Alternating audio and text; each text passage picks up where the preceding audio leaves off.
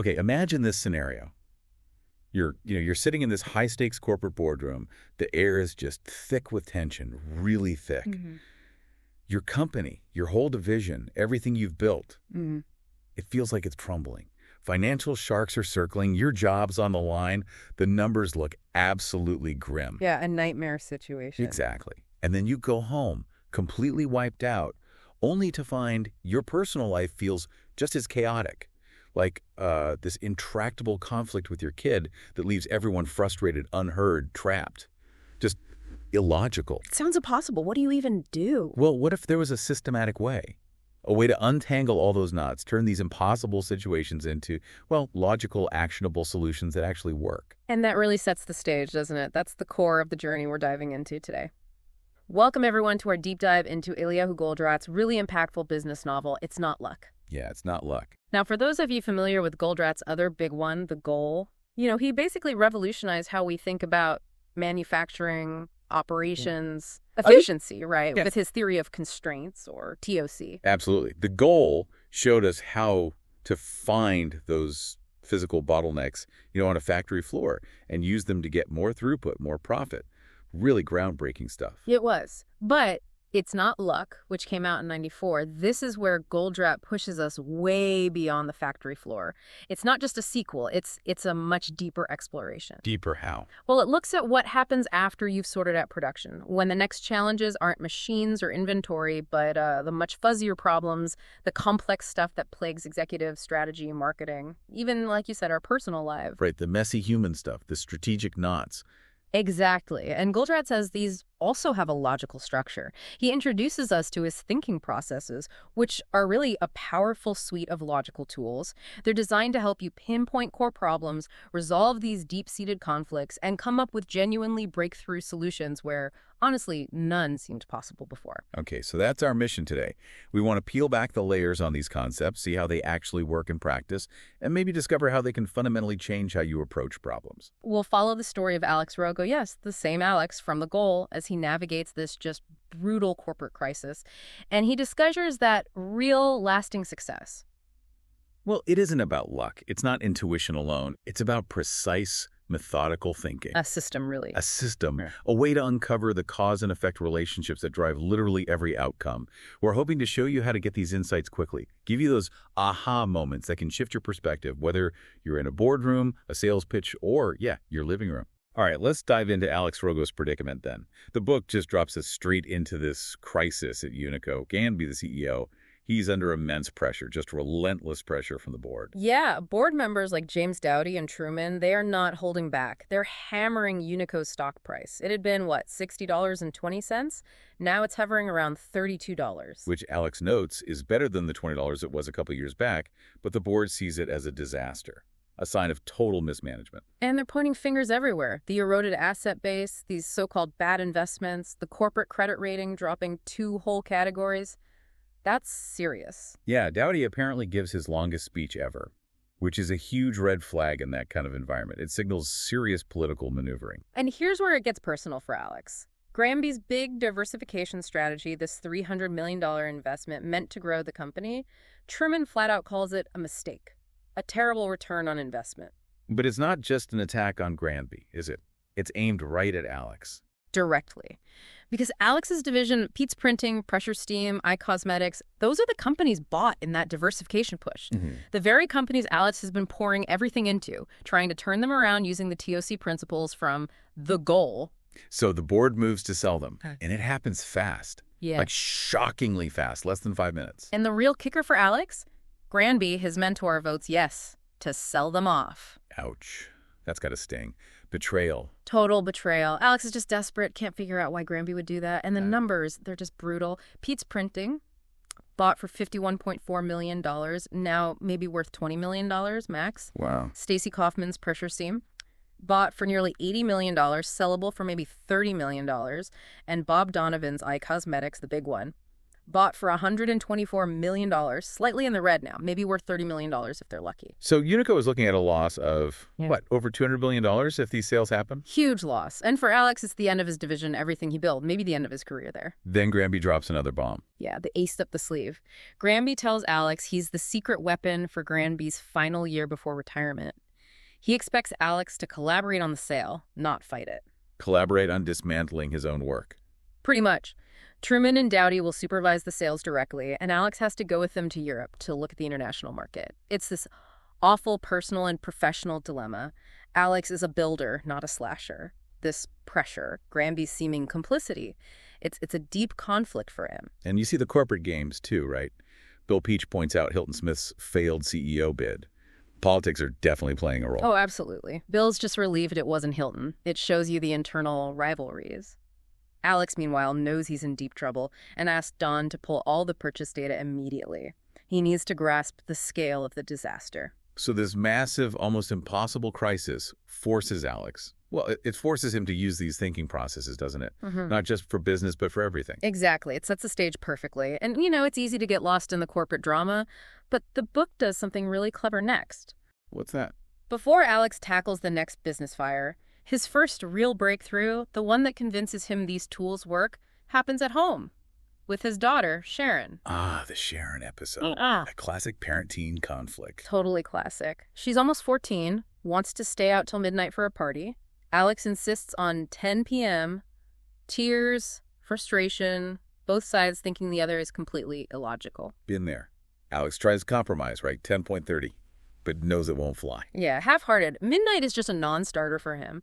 And this is why it's powerful for us, listening. We've all felt that deadlock, that illogical feeling, right? Definitely. So his wife, Julie, steps in. She's a marriage counselor, isn't she? She is, and she gives him this brilliant piece of advice. She says, Alex, you're in a negotiation. Use Jonah's guidelines. Remember Jonah from the goal? This is a guru, yeah. Bottlenecks. Right. Julie reminds him how Jonah taught them to spot when people get obstinate. Alex remembers the first step. When compromise seems impossible, just immediately stop the dialogue. Stop talking. Stop the arguing, yeah. And step 2, recognize that both sides are captured in a conflict that doesn't have an easy compromise. It's not about blaming one person. That shift from blame to seeing a shared problem, that's huge. Okay, so stop blaming, see the shared trap. Yeah. What does Alex do then? It sparks something. Yeah. He decides to try Jonah's cloud, the conflict resolution diagram on this family fight. He actually maps it out. He diagrams a fight with his daughter. He does. He asks, okay, what do I want? And writes, Sharon home before 10 o'clock. Then what does she want? Sharon home around 12. That's the obvious conflict, the D versus D prime in cloud term. Right, the direct contradiction. Then he digs deeper. The needs. Why do I want her home by 10? His need is B. Ensure Sharon's safety. Why does she want to stay out till 12? Her need is C.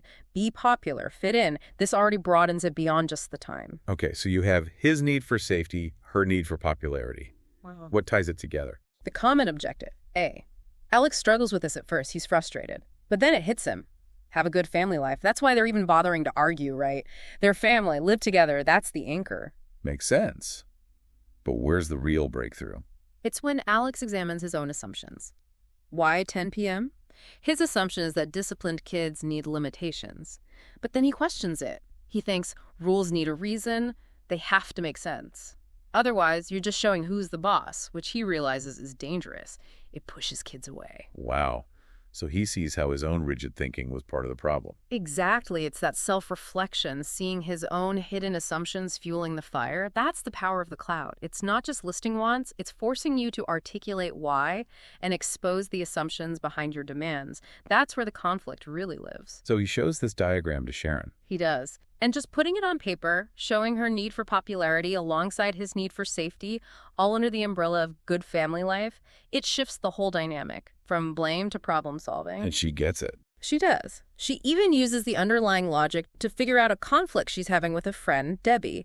She says, not allow friendship to deteriorate to ownership. I'm going to tell that to her. It shows how clarifying assumptions sparks new solutions, even in really emotional situations. The cloud doesn't just identify conflict, it helps evaporate it. Okay, so he's had this personal breakthrough. He sees the tools work on a fuzzy problem. Now, back to the corporate nightmare. Pete's printing. How do these tools apply there? Right, Pete's company. Good at small print runs, fast setup. But slow presses mean they lose out on big jobs. And they face this classic buyer's cloud. Explain that again. The buyer wants low prices, right, which usually means buying huge quantities. But they also want low inventory, which means ordering small amounts frequently. It's a tug of war for the buyer. Lose-lose, stuck in the middle. Exactly. And Don, Alex's colleague, he points out that buyers are just pressured for low prices. It seems impossible to break that cycle, but Pete notices the market is changing. How? Client forecasts are getting less reliable. Regulations change constantly, making whole batches of printed material obsolete overnight. Suddenly, those huge, cheap orders look really risky for the buyer. So the external environment creates an opening. Pete sees it. He realizes the buyer's dilemma isn't a law of nature. It's a symptom of how things have always been done. And he decides to shift the whole paradigm. Now, what's the big idea? He shifts the buyer's focus. Instead of price per unit purchased, he gets them thinking about price per unit that he is likely to use. A fundamental shift in defining value. Price per usable unit. Okay. Yeah. He introduces this obsolescence factor. Like, for a 6-month order, maybe you only have a 30% chance of using it all. But for a 2-month order, maybe it's 90%.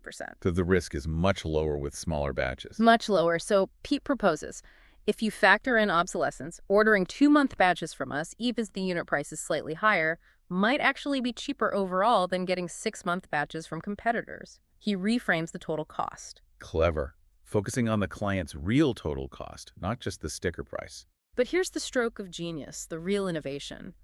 The 2-week shipment offer. Okay, what's that? Clients still order in 2-month quantities. That gives Pete predictability, but he ships it to them every 2 weeks. So the client gets the volume commitment benefit, but doesn't have to hold all that inventory at once. Precisely. It slashes their inventory holding costs, slashes their obsolescence risk. Imagine the relief. No more massive capital tied up, no more worrying about regulations making stock worthless. It makes Pete's offer incredibly compelling, even if the unit price isn't the absolute lowest. He's solving their real problems. It's not just the printing anymore, it's the whole service, the whole offering. Exactly. And the results, they were dramatic. On-time delivery shot up from like 30% to the high 90s. Wow. Inventories dropped from 90 days average down to 40. Some products went from 9 months of inventory down to weeks. And that saved clients an estimated $12 million a year just in obsolescence write-offs. Huge impact. So how did they sell this? Must have been a different kind of sales pitch. Totally different. Don, the salesperson, used the thinking processes. They'd start by showing the buyer's cloud to the client, laying out the dilemma. Crucially, they'd admit Pete's old policies actually caused problems for the buyer. Builds instant trust. Okay, acknowledging their role in the problem. Smart. Then they present their future reality tree, the new policies and how they solve the buyer's issues. But here's the counterintuitive kicker. Go on. Instead of pushing for the sale, they present the client with a list of obstacles to signing the order. Wait, they list the reasons not to buy. Sort of. They list the hurdles the client would need to overcome to make the deal happen. It's this brilliant role reversal. It forces the buyer to argue for overcoming the obstacles. The buyer starts selling themselves on the solution. That flips the whole dynamic. The buyer becomes the advocate. Exactly. And it worked. Small deals signed on the spot. Big accounts asking for quotes for way more business than expected. It wasn't luck. It was systematic problem solving, redefining value, creating a win-win. Okay, so Pete's is looking like a success story. But the board, Truman and Dowdy, they weren't convinced yet, were they? Not at all. Still skeptical, calling the tools logical diagrams. Dowdy even scoffed at the cloud, called it a diagram to pass the time in a bar. They wanted hard, undeniable proof across the board. They're business guys. They want bottom line results, not drawings. Right. But Alex, he's feeling more confident now. He tells them the cloud isn't just a diagram. It's a straightforward way to solve the problem, to evaporate the conflict. He claims it delivers tangible results, can help Unico win the game. Bold claim. So they challenge him. They do. Prove it, basically. Use these tools on Unico's big, messy corporate problems. And this is where Alex starts building the current reality tree, the CRT, for the whole company. Okay, the CRT. How did they build that? It sounds complicated. Well, think about Unico's situation. Fierce competition, impossible sales targets, new products eating old ones. A real mess. They start by listing all the bad stuff, the undesirable effects, UDEs. Like what? Give me some examples. Okay, things like competition is fiercer than ever. Unprecedented pressure to increase sales, need to launch new products constantly, cannibalization, new products eating existing sales. Salespeople are overloaded. Companies have cut all possible costs, falling short of financial targets. Market price doesn't leave enough margin. Market punishes suppliers who don't perform. Sales force lacks skills. A long, depressing list. Yeah, sounds pretty bad. So they just list them. No, that's just the start. The magic of the CRT is connecting them. Alex guides Truman and Dowdy to link these UDEs with strict if-then logic, cause and effect. Can you give an example of that connection? Sure. Like, if there's unprecedented pressure to increase sales and developing new products is a key way to do that, then there's unprecedented pressure to promptly develop new products. It shows the direct link. Okay, I see. Connecting the dots. Exactly. And some UDEs, like salespeople are overloaded, they don't come from just one cause. It's the pressure for more sales, plus the need to learn about all these new products constantly. It reveals how these problems are all interconnected in this complex web. So they map out this whole web of problems. Where does it lead? That's the power of the CRT. You trace all those arrows, all those symptoms, back, until you find the single root cause, the core problem driving everything else. And what was it for Unico? After all that meticulous mapping, they land on it. Managers are trying to run their companies by striving to achieve local optima. Local optima, meaning? Meaning managers are optimizing their own little piece of the puzzle, their department, their metric, like saving setup time here, cutting costs there without looking at the whole system, how it affects the overall flow, the overall performance. So optimizing the parts actually hurts the whole. Yeah. Like tuning one instrument perfectly while the whole orchestra is out of sync. Perfect analogy.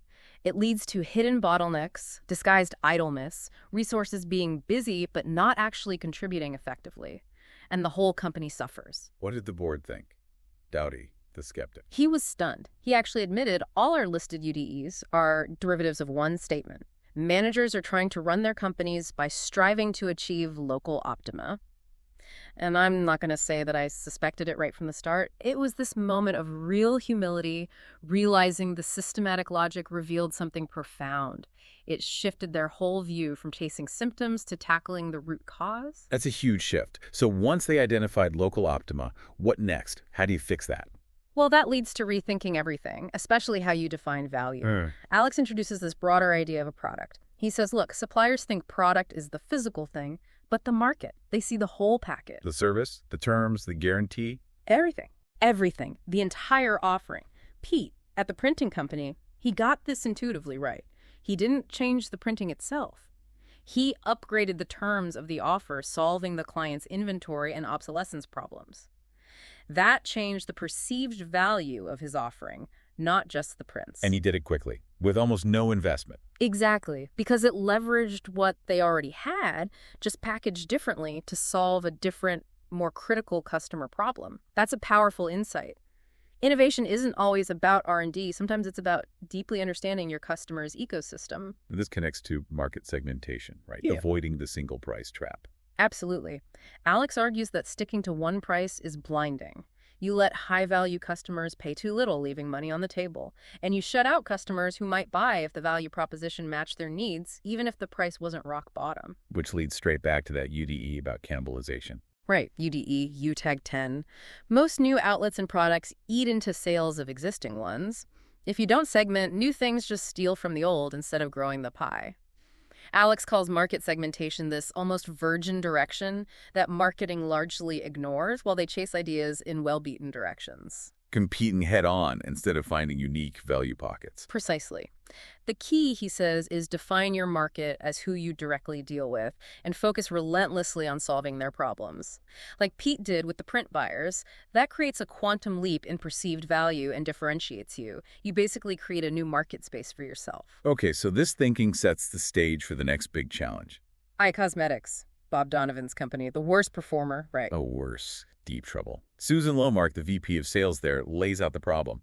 Cosmetics forces shops, especially small drugstores, to buy huge amounts of inventory, like 1 to 6 months worth. That sounds crippling for a small shop. It is. They have to carry a lot of inventory, borrow heavily, face heavy financial expenses, and their profitability suffers. Their credit gets maxed out, they struggle to pay bills, receivables are stretched to 120 days, way beyond the normal 90. It's a disaster for the retailers. And it backfires on eye cosmetics too, doesn't it? Massively, because eye cosmetics spends fortunes launching new products, right?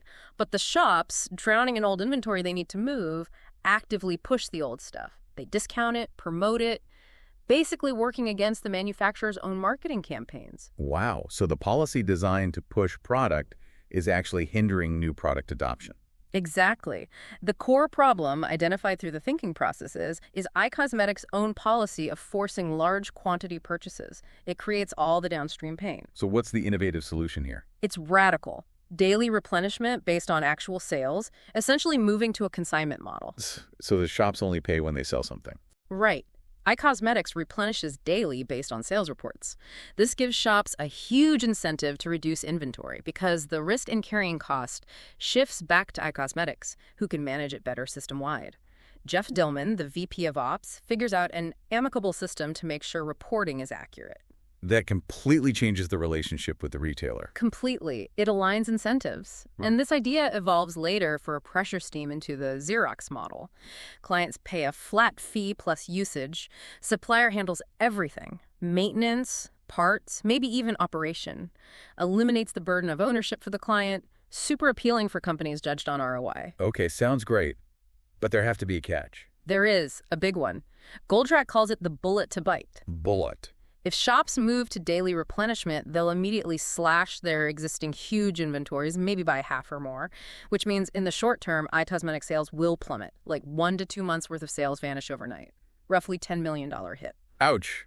At a time when the board wants to sell these companies, that would make iCosmetics look even worse on paper. It'd kill the sale. Exactly. It would push Unico's losses into unbelievable numbers for that year. It looks like financial suicide in the short term. But there's a long-term gain. Huge potential gain. Susan estimates a 30% or more increase in long-term sales. Why? Because shops can now carry the full fresh line without financial risk, and they'll actively promote the new stuff I have it. Cosmetics is advertising. So for every 2 months of sales lost up front, they potentially gain 3 months worth down the road. So Alex has to sell this idea to Truman and Dowdy, delay the sale, take a massive short-term hit for a potential long-term gain. That's a tough sell. Incredibly tough. But Alex finds the key. He realizes the difference between accounting numbers and real cash flow, his trump card. He shows them that the cash generated just from shortening the receivables collection, because shops pay daily now instead of in 120 days, the cash alone could exceed the expected sale price of the company within 4 months. Wow. So the improved cash flow makes it more valuable to keep than to sell, even with the initial sales dip. Precisely. It shifts the whole conversation from selling a lemon to nurturing a potential cash cow. It's about understanding the real operational value versus the potentially misleading accounting picture. That's a critical TOC insight. Okay, Alex is making serious headway now, proving the tools work in business. Then Julie challenges him again, right? Yeah. Apply it to his own career. Yeah, Julie pushes him. Unico's future is uncertain. What about his future? Define his objective. Get an equal or better job. And she suggests using the prerequisite tree, or PRT. Another TOC tool. How does that one work? It's for big, ambitious goals. You start by listing all the obstacles, which, as Jonah says, everyone's an expert at. Then, for each obstacle, you define an intermediate objective that overcomes it. It's like building a roadmap step by step. Makes sense. What were Alex's obstacles? He lists them out. Still no solution for Stacy's pressure steam. Pete's and Bob's company's profits still look bad if sold now, meaning low valuations. Not many EVP-level jobs out there, needing an outstanding record. And the fact that Truman, Dowdy, Granby would be cautious with recommendations unless totally convinced. Okay, quite a list. So what were the intermediate objectives? For Stacy's company, the objective is just secure time. He knows he can use Bog's iCosmetics success to buy that time from the board. For Pete's and Bob's, it's continue implementation. Their solutions are already working, just need time to show results on the bottom line. He knows Bob's cash flow argument is strong. Pete's is becoming a clear win. And the outstanding record and recommendations, that seems fuzzier. That's where his strategic framing comes in. He reframes Pete's company not just as printers, but as a source of a paradigm shift for the whole industry. A perfect model, a benchmark, a school, even consultants. That makes it invaluable intellectual property, not just a struggling asset. Changing the story, changing the perceived value. Exactly. And for pressure steam, that Xerox model paper use is framed as a game changer for capital-intensive clients, guaranteeing installations and profits by removing the client's ownership burden. It's a powerful value proposition. And this process, showing these results, it actually changed the board members' minds about him. Absolutely. Seeing the concrete results, the sales at Pete's, the cash generation at iCosmetics, Truman and Dowdy become believers.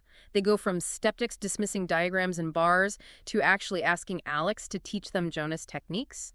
That conversion is crucial. That's the ultimate validation. So this all leads to the CEO offer. It does. Granby thanks him personally, says he turned a fiasco into a big victory. Then Alex strategically uses a dinner to discuss Unico's future strategy, something he'd been planning for his next job search. He lays out this compelling vision. And they offer him the job. Brandon suggests it. Jim Dowdy concurs. How about being the next CEO of Unico? It wasn't luck. It was the direct result of him systematically applying these thinking processes, solving problems, showing value, proving the method. He earned it. It's an incredible story. But it doesn't stop there, does it? The book pushes further, questioning the fundamental goal of a company. Right. It's not just about Alex's success. He challenges the board, now that he's potentially CEO, to define Unico's goal beyond just make money. He says a goal needs limitations, necessary conditions that you cannot violate to achieve it. What means are not justified by the ends. That's a deep question. What conditions does he propose? 2 core ones for sustainable success. First, provide a secure and satisfying environment to employees. Secure and satisfying. That sounds soft for a corporate goal. He argues it's essential. He reminds them of the past. Layoffs, demoralized workers. That leads to a vicious cycle. Cost cuts hurt morale, performance drops leading to more cuts. He argues a correct strategy makes the company resilient enough to avoid mass layoffs even in downturns. It's an operational necessity, not just nice to have. You can't make money long-term with insecure, unhappy people. Okay. Makes sense when you put it that way. What's the second condition? Satisfy the market perception of value. The market punishes suppliers who don't meet expectations. It's about relentless customer centricity, delivering real, perceived value consistently. If the market doesn't see value, you're finished long-term. So, secure employees and satisfied market value. Non-negotiables. Non-negotiables. And he pushes back against flawed thinking, like relying on forecasts, trying to capture the wind, or just tightening the belt with blind cost cuts in bad times. A correct strategy, he argues, builds resilience before the storm hits. It's a holistic view. Profitability, employee well-being, and market relevance are all interconnected. So wrapping this up, what we've really seen through Alex Rogo's journey in It's Not Luck is just how powerful these thinking processes are. Absolutely. From a family argument using the cloud to saving companies with the CRT, future reality tree, PRT, these tools give you a recipe, a way to find core problems, challenge assumptions, and generate really innovative solutions. It's about making intuition systematic and logical. So for everyone listening, what are the key takeaways? How can you use this? Well, first, problem identification. Don't just list symptoms, the UDEs. Trace them back. Find that single core problem. Get to the root. Okay, find the root cause. What else? Conflict resolution, that unsolvable conflict. Diagram it with a cloud. Expose the hidden assumptions underneath the opposing positions. That's where the win-win solutions hide. It's not the wants that clash, it's the beliefs. Third, redefine your product. Think bigger. It's the whole offering service, terms, solving peripheral customer problems. That's often where huge value lies with little investment. and link that to segmentation. Don't fall for the single price trap. Segment your market actively. Differentiate your offering to capture value and avoid cannibalization. Fifth, long-term vision. Be willing to take that short-term hit, the bullet, for strategic gain. Understand the difference between accounting fiction and real operational value, cash flow, throughput. And finally, Apply it personally. These logical tools work for ambitious career goals, personal obstacles, anywhere you need systematic thinking. yeah, it's not luck really hammers home that breakthrough success, real competitive advantage. It isn't random. It comes from disciplined, logical thinking, even in chaos. Yeah. Finding those cause and effect chains. So here's a final thought for you. Think about a situation in your life right now, professional or personal, that feels like an unsolvable conflict or just a nagging problem, a UDE that won't go away. Okay. What might happen if you actually took the time, like Alex Rogo, to map it out, identify the core issue, challenge the deep assumptions? How could that systematic effort change things, turning those impossible odds into, well, maybe not luck, but inevitable success?